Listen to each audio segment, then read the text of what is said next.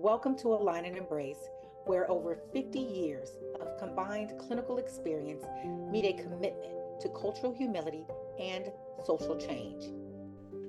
In this episode, the founders of Align and Embrace answer a question around the challenges they have encountered when facilitating discussions about racial and cultural identity.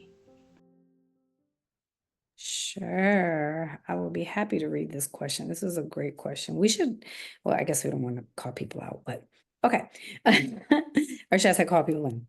What challenges have you encountered when facilitating discussions around racial and cultural identity, especially with participants who may not be as familiar or comfortable with these concepts? I would say one of the challenges that I have had is similar to what you mentioned, where people may feel like I'm not ready or this doesn't apply to me. And so that has been at times challenging and also another opportunity. Wondering, okay, it doesn't apply to you. Help me understand where did they derive or conclude this, right? Like what gave them that indication? And then exploring that often brings us back to the real reason why we're doing this and helps to expand perspective and also uncover blind spots. What you think of that?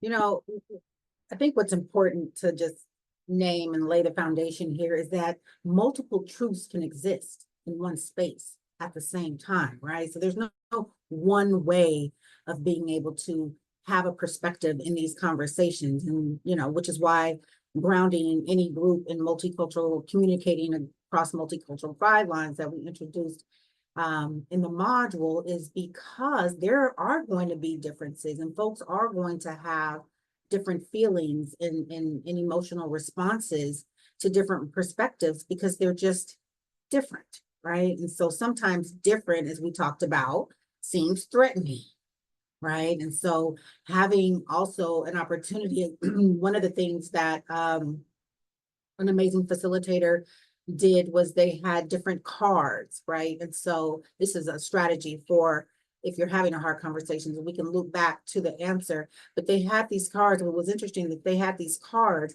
and they were having folks take responsibility for their own tolerance around these conversations, right? What they can tolerate. And that was an agreement. And no one is going to push somebody further than they're willing to go in that space. And also accepting that silence is okay. And also leaning into the conversations at some point is a part of the process. So anyway, they had these cards. They had a yellow card, a green card, and a red card. And the yellow card, we, every so often we do a temperature pulse. How are folks feeling about this conversation, right? And folks would either put up their yellow card, which means I'm cool, I'm great, which also meant I might not be learning much. And then we have the green card where folks are feeling a little prickly. Things are, maybe there's some disagreement or not certainty or confusion. And then the green is like, oh, I'm feeling prickly, which also indicates I'm in a great place to be stretched, to grow and learn on the other side of this. And then we have the red card, which indicated, I can't talk about this no more. I'm done. I'm out, right? Like I need to take care of myself. And so that's a strategy that we have used because you are going to experience all sorts of challenges. I don't agree with that. One of the examples frequently, and which is harmful in these conversations, is I don't see color. I think everybody just should be treated the same. Why do we keep having to have these conversations? Right? It doesn't make sense to me. And for the folks in the room who are experiencing these puncture wounds, racism, right, sexism, isms on a daily basis, it's a part of the way they navigate the world. That can activate some folks. So if you don't see color, you don't see me, right? And so ultimately challenges are going to arise. We should name that early on. If folks aren't comfortable integrating a strategy, yellow, green, red, like I spoke about earlier, could be a way to manage that tension in an effective way. Yeah, I like that.